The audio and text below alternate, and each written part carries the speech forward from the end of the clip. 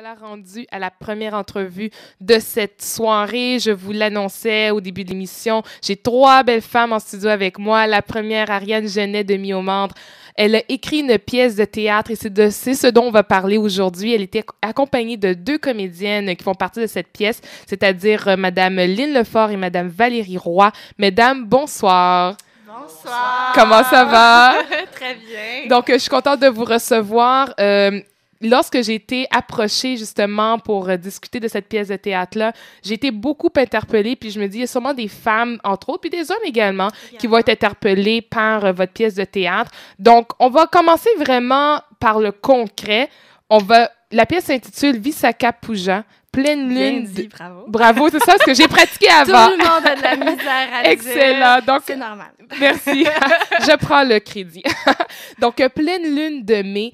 Et dans cette création-là, qui, Ariane, est ta 3e production, c'est ça. C'est bien ça. Oui, oui. C'est présenté du 21 au 25 mars prochain au Monument National. Donc, tu abordes la quête des adultes qui veulent devenir des parents.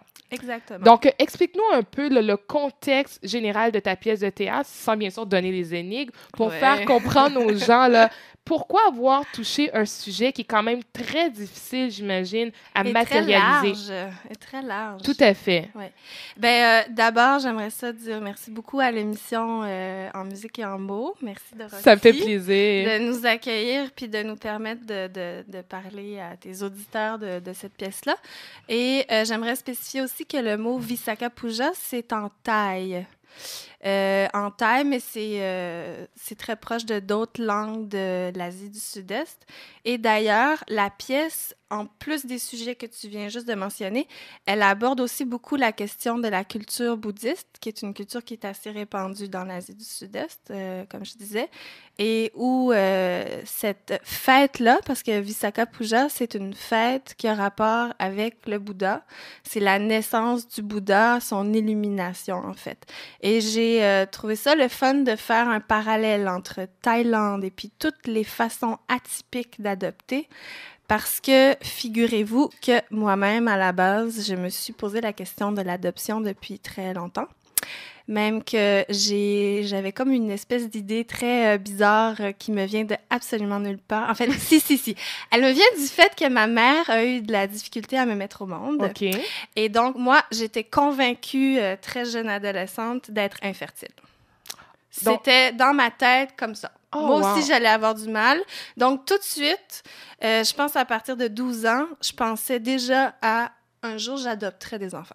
Donc, c'était déjà dans ton subconscient, même pas dans ton subconscient, dans ton conscient. C'est ça, exactement. Tout à fait, OK. Ouais. Fait que moi, je disais ça à tout le monde, tu sais, mais c'était très inconcret. Puis là, en arrivant à la trentaine, on commence à en parler de façon un petit peu plus concrète. Oui.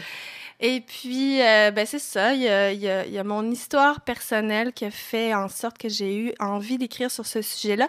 Et surtout, comme je disais, que j'en parlais de façon de plus en plus concrète, les gens autour de moi réagissaient pas du tout comme je m'attendais à ce qu'ils réagissent. C'est-à-dire que pour moi, c'était quelque chose de tellement naturel, de tellement souhaitable que de faire ça, adopter des enfants.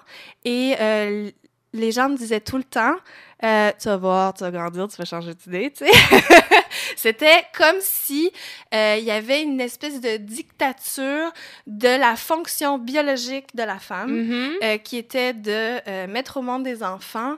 Et d'ailleurs, il y a eu toutes sortes de fluctuations dans notre histoire moderne. À une certaine époque, c'était à cause de la religion tout à fait encouragée. Oui. Après ça, avec l'émancipation de la femme, les études et tout ça, c'était plutôt découragé d'avoir des enfants tôt. C'était même quasiment à la mode de ne pas en avoir du tout. Tout à fait. Puis là, il y a un retour d'ascenseur. On revient à une époque où c'est beau, la maternité, tout ça. Fait que moi, j'ai voulu démêler tout ça puis parler de toutes sortes de façons différentes d'avoir des enfants. Alors, on parle d'adoption internationale, d'adoption dans le pays local, de famille d'accueil, insémination artificielle, mère porteuse, couple de même sexe. Oui. Tout ça. Tout à fait. Puis ça, c'est des réalités qui sont beaucoup plus réelles aujourd'hui, en 2012, qu'il y a peut-être 20 ans, puis encore moins à 40 ans. Oui, parce qu'on n'en parlait pas. Exactement. On n'en parlait pas, puis il y a quand même des méthodes qui sont plus se développer. Oui, scientifiquement.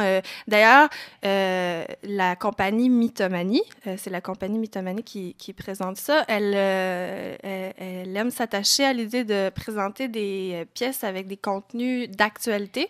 Mm-hmm. Et puis, la raison pour laquelle la directrice artistique, moi-même, a commandé à l'auteur moi-même ce genre de pièces-là, c'est à cause, entre autres, du tremblement de terre qui a eu lieu en Haïti, okay. Au moment où moi, j'étais particulièrement en éveil par rapport à tout ce qui touchait à l'adoption et où j'ai reçu un communiqué du secrétariat à l'adoption internationale qui disait que toute procédure d'adoption en Haïti était stoppée à cause de ça. Donc là, j'étais comme tout à l'envers. Moi, je trouvais, mais voyons, c'est le moment où est-ce qu'il faut que les gens adoptent le plus.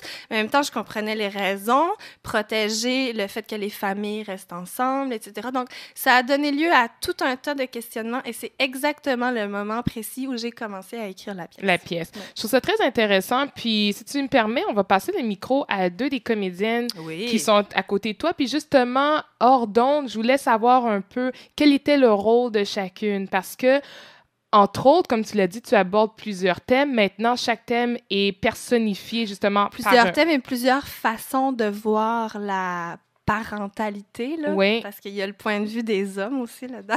Tout à fait. Puis ça, c'est un bon point également, parce que souvent, quand on parle de parents, on parle des mères, alors que ça se fait à deux. Ben oui. Surtout. Donc, on va poursuivre avec Valérie. Valérie, elle, tu représentes une jeune fille qui a... Puis dans ton cheminement, là, tu as entre 7 et 21 ans. Raconte-nous un peu là, ton personnage. Qu'est-ce qu'il représente comme tel? Ben, mon personnage, en fait, c'est une petite fille qui... C'est une petite fille qui passe de famille d'accueil en famille d'accueil la plupart de son enfance et qui a de la misère un petit peu aussi avec ça parce qu'elle est un petit peu barouettée, pas nécessairement bien traitée. Elle va faire des fugues beaucoup, elle va se retrouver dans la rue pendant un petit bout de temps. Puis je pense que mon personnage, c'est beaucoup la quête du bonheur dans la famille idéale qu'elle aimerait avoir, surtout, puis qu'elle retrouvera pas nécessairement comme elle aimerait, mais qu'elle va peut-être finir par trouver sa famille à elle avec ses principes et ses valeurs au bout de la ligne, mais à sa manière. Et pour toi, est-ce que c'est un rôle qui est difficile à jouer? Parce que de ce que je comprends de cette pièce de théâtre-là, c'est beaucoup les émotions, beaucoup, j'imagine, les interactions entre les comédiens, les acteurs. Donc, est-ce que c'est un rôle qui est difficile à jouer? C'est-à-dire de passer quand même de 7 ans à 21 ans, puis on sait que la phase de l'adolescence, puis d'être capable de personnifier cette différente petite fille-là qui devient une jeune femme. Ben, pour moi, ça a été vraiment un de mes cadeaux de personnage, faut que je le dise, là, parce que c'est vraiment... j'adore ma Sarah, en fait, parce que c'est une belle petite fille avec plein de la rage, comme on peut avoir quand on est jeune, quand on veut quelque chose, puis tu comprends pas pourquoi le monde, il marche pas comme tu voudrais, tu sais. Mais c'est vraiment... Puis non, pour les phases d'enfance, adolescence, j'ai eu bien du fun à aller faire de l'observation un peu, puis de retrouver aussi dans le corps comment aller chercher ma petite fille en moi et mon adolescente un peu frustrée de la vie en moi aussi. C'est intéressant quand tu as dit que tu t'étais inspirée de ta cousine. On s'inspire des gens qui sont autour de nous, on s'inspire de nos amis en couple, nos amis qui ont des enfants, nos amis qui en veulent pas. Puis c'est super le fun parce que je pense que dans tout le casting, les interprètes, ils ont, je pense, été choisir des modèles. Moi, en tant qu'auteur, je me suis choisi plein de modèles autour de moi, mais j'ai aussi donné lieu, en fait, à tout un processus de témoignage. Donc, la pièce n'est pas à partir de faits réels, mais tout un collage de plein de petits tranche de vie, en fait, que moi, j'ai été comme magasinée à droite, à gauche, là. Puis c'est ça que je pense qui rend la pièce encore plus actuelle, vivante, puis ancrée dans une certaine réalité. Oui, puis j'imagine que des gens qui ont vécu les réalités que vous allez démontrer dans cette pièce-là peuvent se retrouver. Moi, je connais des gens personnellement qui ont été trimballés justement de famille d'accueil à famille d'accueil. Puis je peux le dire au micro, un qui s'appelle Le Dramatique, avec un cas, c'est un artiste, un rappeur. Il en parle dans son album. Son album s'intitule La Boîte Noire. Donc justement, pour lui, cette période-là était une période quand même assez difficile. Donc, est-ce que vous avez eu l'occasion de rencontrer des jeunes ou des gens, parce que tu parles de témoignages, de gens qui ont vécu ça et qui ont dit « Wow, c'est intéressant ce que tu fais », parce que je ne suis pas certaine que ce soit un thème qui soit abordé dans des pièces de théâtre. Ben, moi, je ne l'ai pas vu souvent, en tout cas, mais pour ma part, j'ai une tante qui est famille d'accueil, en fait. Oui. Puis, en fait, c'est que je suis allée jaser beaucoup avec les enfants qui restent avec elle. Puis aussi, de juste les observer, tu vois, dans leur façon d'être, qui sont pas... tu sais, tu vois qu'ils ils savent où ils sont, puis qu'il faut qu'ils soient gentils s'ils veulent rester là. Tu vois que c'est pas comme les enfants de... Il n'y a plus la spontanéité de l'enfant. Exactement. Oui. Puis ils ont quelque chose de très mature dans le regard, où quand tu commences à leur parler comme on parle à des enfants, des fois, ils restent surpris parce qu'ils sont comme... Ils sont plus adultes dans leur tête que ce qu'ils projettent. Oui. Puis c'est bien intéressant. Mais pour en revenir à ta question tantôt, tu sais, dans l'aspect drame et tout, oui, on va quand même toucher à des sujets assez profonds. Puis même, moi, je suis allée faire de la recherche auprès des jeunes de la rue pour savoir aussi comment c'était, puis la profondeur de cette douleur-là, d'une certaine façon, d'abandon, je dirais. Oui. Mais, tu sais, ça, oui, c'est le fun à jouer aussi, d'aller expliquer ça, puis essayer de le démontrer aussi aux gens pour leur faire comprendre qu'est-ce que ça peut être aussi, et les raisons aussi qui mènent à quelqu'un à être comme ça, tu sais. Mm-hmm. Mais je pense aussi que ce qui est le fun dans le show, c'est que avec les marionnettes, entre autres, on vient jeter un regard ludique un peu dans tout ça, ce qui vient un peu alléger le drame, tout en le rendant très, très réel, pareil, parce que les gens, nos marionnettes, en fait, c'est comme un peu nos alter-égos. Puis c'est comme si on essayait de se comprendre soi-même. Puis ben la marionnette en soi est quand même assez comique. Fait que, ça fait en sorte que des fois, ça crée des moments très cocasses dans un moment qui est un peu plus lourd, mais en même temps, ça fait un beau contraste, je pense. Oui, puis je trouve ça très intéressant. On a parlé de la petite fille, de l'enfance, famille d'accueil. Puis il faut dire qu'un jour, petite fille deviendra grande femme. Et justement, on a Valérie Roy qui est avec nous, une autre... Lynn, excuse-moi, on parle à Valérie. Lynn Lefort, excuse-moi. Bonjour. Donc, Lynn Lefort, qui, toi, tu joues un rôle d'une femme, 30-37 ans, fait que je pense que ça regroupe pas mal tout le monde ici en studio. Puis, pas mal. Puis, ce que ça fait, c'est que maintenant, à cet âge-là, souvent, si on n'a pas eu d'enfant... Il y en a qui essaient, que c'est peut-être plus difficile, puis que là, il y a des décisions à prendre. Est-ce que j'y vais avec la fécondation in vitro? Il y a des gens qui ne sont peut-être pas en couple, puis qui se disent, est-ce qu'un jour, je vais trouver la personne avec qui avoir un enfant? Puis il y en a d'autres qui décident d'adopter. Donc, toi, ton rôle là, que tu joues, une femme de 30-37 ans, là, oui. Qui tu personnifies exactement? En fait, le rôle que je personnifie, c'est Véronique. Donc, Véronique, c'est une... ce qu'Ariane racontait tout à l'heure, basé sur le fait que elle a toujours pensé qu'elle était pour adopter. Donc, c'est ça un peu. Son alter ego. Oui, c'est son alter ego, en fait, que je personnifie pour être franche. Alors, voilà, Véronique, donc, elle essaie d'avoir un enfant avec Nicolas, et puis, ça fonctionne pas. Alors, elle décide d'utiliser d'autres moyens. Il cherche des moyens. Est-ce que je vais adopter? Il trouve ça très engageant, finalement, d'adopter tout de suite. Hein? C'est quand même de grandes responsabilités. Est-ce qu'ils vont avoir la force?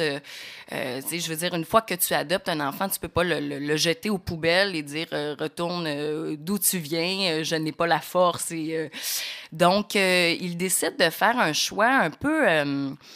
je ne sais pas comment je pourrais le qualifier, un peu étrange d'une certaine façon, du fait qu'il décide de devenir famille d'accueil. OK. Alors, donc, c'est à ce moment-là que Sarah va faire son entrée à la maison. Et puis, bon, par rapport à toutes sortes d'expériences qui vont arriver, elle va décider de s'en aller en Thaïlande, adoptée par la suite. Alors, je peux pas trop en dévoiler. Ouais, je peux pas dévoiler les gens se déplacent. Parce que sinon, je vais trop en dire. Donc, c'est ça, mais c'est super intéressant parce qu'effectivement, comme vous disiez tout à l'heure, c'est que dans la société dans laquelle on est, on pense que les femmes sont de plus en plus émancipées, puis on pense qu'on peut tout contrôler. On a des carrières, donc on veut vivre, on va être établi. Puis à un moment donné, on pense que du moment qu'on dit « je veux avoir un enfant », que ça va arriver dans le mois suivant. Oui. Parce qu'on est habitué de tout contrôler, mais c'est pas la réalité qui se passe. Et il y a certaines femmes qui arrivent à 35, 36, 37 et plus, et ça marche pas. Oui. Donc, sont confrontées à une réalité parce qu'on sait que la femme, à partir de 35 ou 36 ans... Sur 10 qui a des problèmes. Oui. Puis, à partir de 40 ans, tu peux c'est des bonnes statistiques, elle dit, non, mais oui. c'est parce que, c'est ça, une femme sur 10, à partir de 35-37 ans, va avoir des problèmes pour avoir des enfants de façon biologique. Et une femme sur 3, à partir de 40 ans. Puis, il y a beaucoup de femmes qui ignorent ça. Un peu comme ce que voulait dire Lynn, je pense qu'on a lu le même article dans le Châtelaine.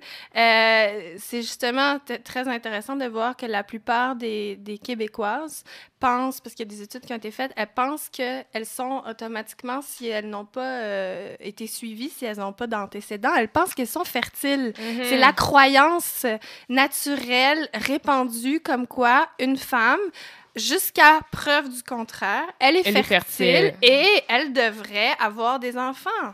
Et puis, en fait, il y a toutes sortes d'autres façons d'avoir des enfants que de manière biologique. Et puis, comme je parlais des réactions des gens autour de moi, comme moi, j'ai mentionné adoption comme étant un choix et non une contrainte. Toutes sortes de gens m'ont dit mais moi, je suis pas sûre que je pourrais aimer un enfant qui n'est pas de moi. Ah. Tu sais, fait qu'il y a toute cette question-là, mais il y a toute la question aussi de dire quand est-ce qu'on est prêt. Comme elle disait, Lynn, c'est pas nécessairement quand on l'a décidé que c'est le bon moment. Ça va arriver. Parce qu'il y a quelque chose de super intéressant avec son personnage, Véronique, c'est qu'elle pense qu'elle sait exactement ce qu'elle veut, puis c'est pas du tout dit dans le texte, là. C'est vraiment moi qui, après avoir pris du recul et être vraiment comme un spectateur de l'histoire que j'ai écrite moi-même, qui me pose la question, est-ce que Véronique est vraiment prête à être une maman? Une maman. Et est-ce que Sarah, qui a l'air d'avoir toutes les circonstances pour pas être une bonne maman, elle est tombée dans la drogue quand elle était jeune, elle a pas d'études, elle a pas d'argent, elle est en centre d'accueil, oui, en famille d'accueil, oui. Je veux dire, elle a un passé fucked up, là, excusez-moi, mais peut-être que c'est elle la plus prête à être une maman, puis elle en a un désir débordant, là, tu sais. Oui, mais si je peux me permettre, je pense que Véronique croit qu'elle ne serait jamais prête, mais elle a un petit alter ego. Est-ce que je peux dévoiler oui. Donc, son alter ego, c'est une marionnette utérus. En fait, utérus personnifie le fait qu'elle veut avoir des enfants. Véronique doute d'elle-même. Elle sait pas, je suis pas sûre d'en vouloir, moi, des enfants. Puis utérus, qui est son être, qui est à l'intérieur d'elle, lui dit, ben voyons donc, tu me niaises, voyons donc, tu rêves d'un bébé nuit et jour. Donc, il y a comment on peut dire, cette dualité-là à l'intérieur d'elle-même. Donc, c'est ça, je pense qu'elle en veut, mais elle se cache. Elle se le cache elle-même et elle a peur, en fait. Comme beaucoup de femmes. Hein? Oui. Ce que je vais faire, je vais t'arrêter parce que je trouve ton personnage très intéressant parce que peut-être à cause de la tranche d'âge où est-ce qu'on est, on les côtoie beaucoup, ces Véroniques-là. Donc, j'aimerais qu'on revienne à ton personnage. On va passer à une pause publicitaire, à une chanson également. On va jouer du Corneille, des pères, des hommes et des frères. Donc, on parle de femmes, on va donner la place un petit peu aux hommes. Puis, on revient, mesdames et messieurs, en studio avec Ariane Genet de Miomandre, Lynn Lefort et Valérie Roy. On parle de la pièce de théâtre intitulée Visakha Puja. Ça veut dire pleine lune de mai. Et justement, comme elle le disait, c'est une pièce, entre autres, qui est inspirée... Il y a une touche thaïlandaise, qu'on disait exactement. Puis également, là-dedans, on parle de 2 récits mythologiques d'Asie du Sud-Est. Donc, on passe à la pause et on vous revient tout de suite après, chers auditeurs. Vous êtes sur les ondes de CKIN Skin FM 106.3 Montréal. De retour à l'émission en musique et en mots de Dorothée Alexandre. C'était Corneille avec des pères, des hommes et des frères. Ça met en vedette La Fouine. On retourne en entrevue avec Ariane Genet de Mi-au-Membre, Lynn Lefort et Valérie Roy. On parle d'une pièce de théâtre présentée du 21 au 25 mars prochain. Et tout à l'heure, justement, on parle beaucoup hors d'onde, puis on va vous partager un petit peu ce qu'on a dit tout à l'heure. On parlait justement du fait que, bon, il y a beaucoup de pièces de théâtre, que c'est de la fiction, c'est du drame, puis c'est correct. Puis, mais cette pièce-là, c'est une pièce qui parle de réalité, qui nous touche, qui nous interpelle. On parle de parentalité, d'adoption, de fécondité. Mon Dieu, il n'y a rien de plus vivant que ça. C'est la nature même. Donc, on va poursuivre avec le personnage de Lynn Lefort. On parlait d'une femme de 30-37 ans à la quête, dans une certaine quête identitaire. Elle aussi, elle veut devenir maman. Elle n'est pas trop sûre dans sa tête. Et je retrouve beaucoup de gens aujourd'hui dans ton rôle. Donc, on peut parler des femmes carriéristes qui, rendues à 40 ans, 45 ans, se rendent compte, « j'ai-tu passé à côté? » Parce que rendu à 45 ans, t'es plus vraiment hot, là. À part si t'es vraiment une top, tu sais, puis que t'es vraiment comme en haut dans la sphère hiérarchique d'une entreprise. Il y a des petites jeunes qui arrivent, puis à un moment donné, tu tasses, puis t'es comme, j'ai peut-être passé à côté de ma vie familiale. Oui, et puis il y a aussi le fait qu'on relativise, on se dit, est-ce que c'est si important que ça, la carrière, ou juste la carrière? Oui. Il y a ça ça rend peut-être pas tout le monde heureux pleinement. Tout à fait. Puis, on peut parler également de... Moi, je sais plus quelle génération que je fais partie. Je pense que c'est Y. Puis, la nouvelle génération, que je connais beaucoup de femmes de mon âge qui laissent des carrières puis qui vont laisser 10, 5, 15 000 $ de côté pour pouvoir s'investir avec leur famille. Donc, comme tu disais tout à l'heure, il y a un retour aux sources, justement. Toi, qu'est-ce que tu apprends le plus? Est-ce que tu as appris de ton personnage? C'est une grosse question, là, mais tu sais, des fois, il y a des rôles qui nous font grandir, qui nous font réfléchir sur notre propre vie. Donc, est-ce qu'il y a quelque chose en particulier que ce rôle-là t'a touché ou c'est venu t'être... Ben, je sais pas si c'est qui m'a appris, mais je dirais que je me suis rendu compte que le personnage de Véronique, c'était comme un peu le porte-parole, un peu de les femmes de mon âge. Donc, elle ne vit pas du tout ce que moi, comme personne, je vis. Moi, j'ai une petite fille et tout ça, et j'ai plein d'amis autour de moi qui ont aussi des enfants. Mais ce questionnement-là, quant à la peur de mettre au monde un enfant, on a beaucoup gagné avec le temps, sauf que avoir un enfant, c'est perdre aussi d'un autre côté, oui. parce qu'au niveau travail, au niveau liberté donc il y a des compromis à faire, c'est sûr. Et malheureusement, conciliation, travail, des fois, c'est difficile. Et c'est encore souvent la femme qui est un peu plus, la plus grande perdante quand, bon, il y a des hommes qui restent à la maison, mais la fibre maternelle, c'est pas pareil. Je veux dire, on va toutes prendre sur notre dos, presque, les femmes. Exactement. Mais par contre, on veut pas laisser les hommes de côté. Non. Et on a parlé de vos rôles à vous, et je sais que, justement, il y a des hommes qui font partie de la pièce de théâtre. On a Valérie qui va nous en parler brièvement. Donc, Valérie, les artistes hommes de cette pièce de théâtre-là, en gros, qui représente-t-il? Qu'est-ce qu'ils représentent? Oui, ben en fait, on a Marc-André Berthold qui joue le conjoint de Véronique, qui, lui... Nicolas, exactement. Donc, Nicolas, lui, qui ne veut pas adopter parce qu'il veut avoir un enfant de ses cellules, de ses gènes. Et ça, c'est vraiment drôle parce que plus j'en parlais autour de moi, ensuite, pendant le processus, plus je me rendais compte qu'il y a beaucoup de gars que c'était comme ça, qui voulaient pas nécessairement adopter parce que c'était important pour eux d'avoir un enfant qui continuerait leur gène. Oui. Puis, ça a été quand même une bonne majorité des gens que j'ai rencontrés. Puis, sinon, là, notre autre personnage, c'est Sushit, joué par Oliver Kumsatira. Et Sushit, lui, son personnage, en fait, c'est un enfant qui a été adopté et qui en veut un peu à ses parents adoptifs. Ouais, il en veut beaucoup parce que, de un, lui aurait aimé ça rester dans son pays d'origine, avec les traditions, avec sa famille qui est encore là-bas. Et il y a un gros problème d'identité, en fait, rendu à l'âge adulte, avec le fait d'être thaïlandais, mais aussi québécois. Puis une fois qu'il retourne là-bas, dans son pays d'origine, il se rend compte que tout le monde le voit comme un étranger. Oui. Puis c'est de se sentir étranger partout aussi, oui. qui trouve difficile. Et ça aussi, je l'ai retrouvé encore une fois chez des amis près de moi à Montréal, que que j'ai des amis qui me disaient, tu sais, Val, moi, c'est tough parce que, tu sais, j'ai beau être née ici, mais, tu sais, les gens, quand ils me regardent, ben, ils voient un Chinois, tu sais, ou ils voient... Puis, je suis tout le temps considérée. On me prend pour une Chinoise. Il y a un film qui a été fait avec quelqu'un qui a tourné ça. Je pense que c'est une commande de l'ONF, ou en tout cas, ça a été présenté à l'ONF il n'y a pas tellement longtemps. Okay. Et puis, ça relate de l'histoire, justement, de la première génération des Chinoises adoptées par des Québécois quand la Chine a ouvert l'adoption internationale. Parce que c'est ça, en fait, l'adoption, ça dépend des pays. Les réglementations sont faites par chaque pays, c'est différent. Et puis, elle parle de tous les problèmes et aussi les réussites, mais qui ont découlé de leur adoption, puis surtout de leur transplantation au Québec. Parce que, comme on disait hors onde, c'est que la pièce s'attache aussi à montrer les deux côtés de la médaille, que c'est pas toujours rose, que c'est pas parce qu'on parle de fécondité que tout est rose et tout va bien et tout est comme dans le coton, comme dans un utérus. Non, pas du tout.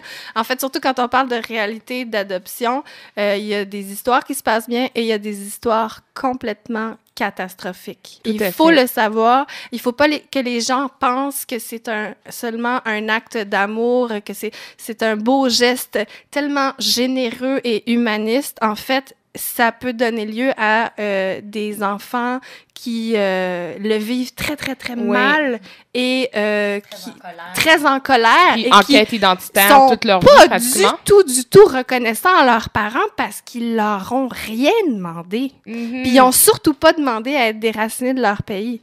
Puis ce qui est très... en fait... Encore une fois, ce qui a ancré cette pièce-là dans un réel que j'ai rencontré, que je n'ai pas seulement inventé, c'est que pour la pièce, il y a eu un voyage en Thaïlande de fait. Okay. D'ailleurs, je tiens à mentionner que Vincent Bastien-Mas a fait les vidéos qui sont présentes tout le long de la pièce, qui sont magnifiques et dont les images ont 100% été tournées lors d'un voyage que lui et moi, nous avons fait en Thaïlande et au Laos l'année passée pour cette pièce-là. Et durant ce voyage-là, on a fait un arrêt dans 2 orphelinats différents. Où moi, j'ai été comme vivre le rôle de Véronique pour pouvoir mieux l'écrire. J'ai été donné des ateliers de marionnettes, même je suis pas du tout marionnettiste, mais étant scénographe, j'ai été donné des ateliers de marionnettes d'ombre à des enfants dans les orphelinats, dans un au Laos et un en Thaïlande. Et c'est là que j'ai vu à quel point ces enfants-là, on s'imagine, hein, un orphelinat, là, c'est malheureux, là, c'est donc triste, puis ils ont donc hâte de se faire adopter. Et pourtant... Et là, je suis tombée sur le derrière, tellement j'ai vu des enfants qui avaient l'air épanouis, heureux, pas du tout en train de courir après les petits blancs que nous étions qui rentrions là pour s'accrocher à nos jupons puis à nos shorts pour partir avec nous dans nos valises. Là. Donc là, tu brises des tabous, des mythes. Je brise des mythes et je suis heureuse de le faire parce que je trouve ça important de pas jamais parler de ces sujets-là si importants que ça, avec des lunettes en noir ou en blanc. En blanc, oui. Très intéressant, mesdames. Donc, des niveaux de gris. Oui.